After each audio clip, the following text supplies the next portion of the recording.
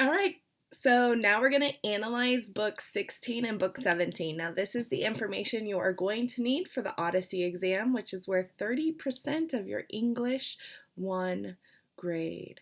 So, book 16 and 17 are actually pretty short. But if you look at book 16, Father and Son, you're going to see an epic simile. Yes, another one. In lines 19 to 23. Now, Eumaeus is the swineherd that Odysseus kind of meets first when he gets home, and he's kind of like listening to the gossip. What's been going on here? And Eumaeus does not know that this is his master, King Odysseus. His king, his master, doesn't know. Odysseus is disguised by Athena as an old beggar. Now, Athena guides Telemachus to the hut at the same time Odysseus is there so that Odysseus can be reunited with his beloved son Telemachus. Now, Telemachus doesn't know that this is his dad either. It just looks like an old beggar guy. And when Telemachus sees the swineherd Eumaeus, they embrace like father and son, and Eumaeus even cries. He's like, Telemachus, you've been gone for 10 years. Now, Telemachus went to look for Odysseus. He went to some like oracle, goddess, priestess place, and he was praying for divine intervention to let him know where his father is, because he believes his mother when his mother tells him she feels like Odysseus is still alive. So Telemachus went on this long journey to discover where his father could be, and he's been gone a long time. Now, I don't know if this is hyperbole or not when Eumaeus says it feels like it's been 10 years, like if it has literally been 10 years, or he's just saying it's been so long it feels like 10 years. But either way, Telemachus has been gone for a while. And they embrace like father and son, and they're like crying and stuff, like it's been so long. And Odysseus, the real dad, is sitting right there observing all this. So that's very interesting.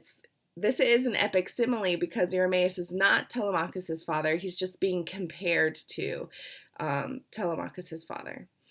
So that is an epic simile, and it would be interesting to kind of put yourself in the character of Odysseus and what he might be feeling at this moment. He's been gone for 20 years, so his son doesn't even remember him.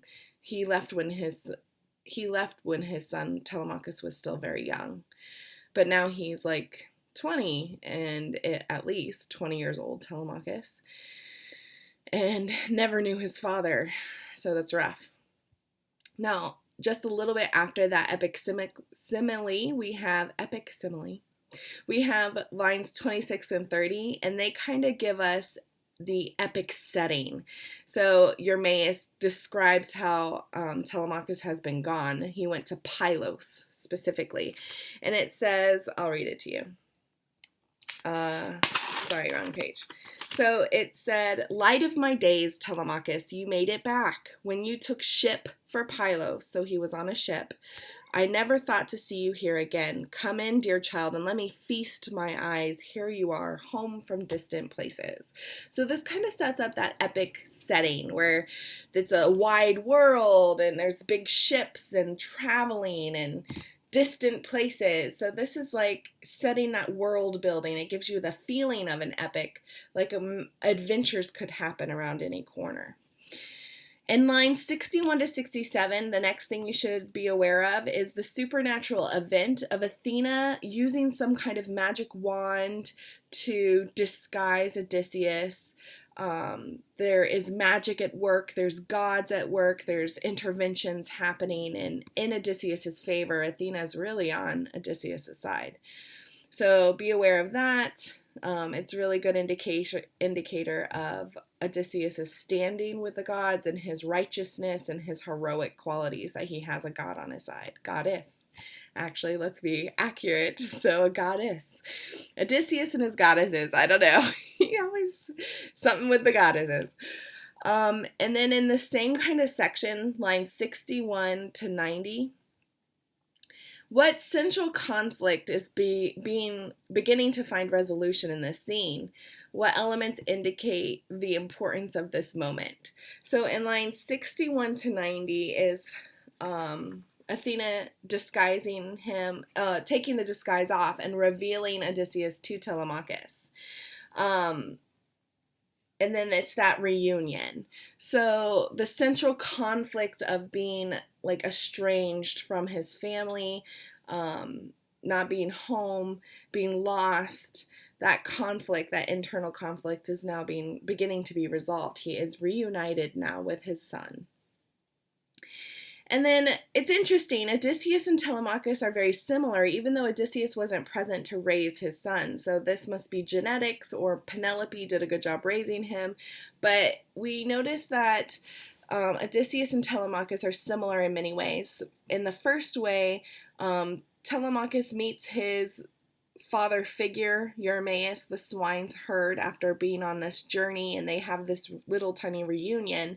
And Odysseus is like, oh, you're the prince of this land, let me give you my seat. And Telemachus was really quick to say, no, this is, our house, we can make another seat for ourselves, you stay, you sit, be comfortable. So he's very, very conscious of being hospitable, which is the custom of the time, and he's very polite. And he cares about the guest's comfort, which is very what Odysseus cares about, this rule a lot. And then they kind of have they mirror each other almost exactly when they do kind of accept, when Telemachus is like, oh my God, you really are my father. They embrace each other. They're both crying, weeping almost identically. And it says, throwing his arms around this marvel of a father, Telemachus began to weep. Salt tears rose from the wells of longing in both men, and cries burst from both as keen and fluttering as those of a great taloned hawk, another epic simile, you guys, pay attention, whose nestlings farmers take before they fly. So helplessly they cried, pouring out tears, and they might have gone on weeping until sundown if Eumaeus didn't interrupt. So think about that. What kind of character trait does that give them? What kind of people are they? What are their personalities like if they're going to cry like this so openly, even though they're both men? Yada, yada, yada. Think about it. Character trait. This is evidence. Father and son together again. And then we get to book 17, which is even shorter. I'm making an awkward movement because it's so sad. What is with Argos? Why is he in this story? Okay, so Argos is Odysseus's puppy. He couldn't take the puppy with him to war. He left him behind. It's been 20 years. The dog is very old.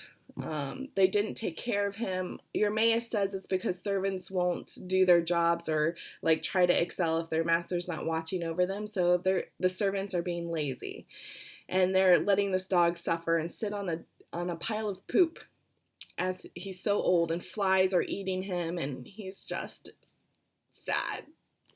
Very sad. And so Argos senses Odysseus, and it gives him sense of peace, and so the dog was able to pass away.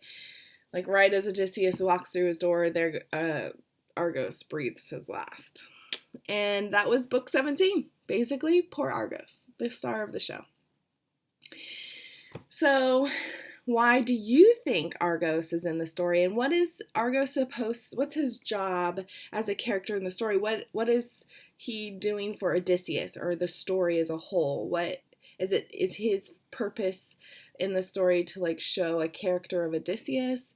Is his purpose of the story to show, like, foreshadow something? So speaking of foreshadowing, there's also some dramatic irony here.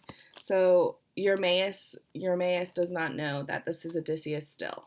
And so that's called dramatic irony. That's a figurative language. Dramatic irony is when the audience knows something that the characters in the stories do not. We know it's Odysseus. Eumaeus doesn't know, so that's dramatic irony.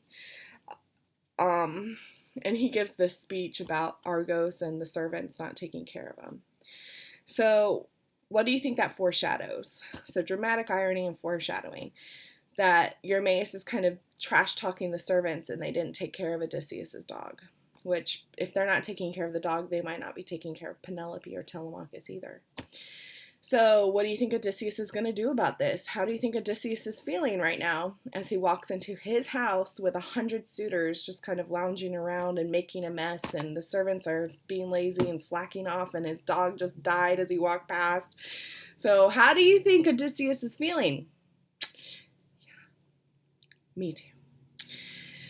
So those are the things you need to be aware of in these two books, book 16 and book 17. This was your analysis. Make sure you're taking notes. Make sure you're looking at those guided notes. And we will continue the story next week. Bye, guys.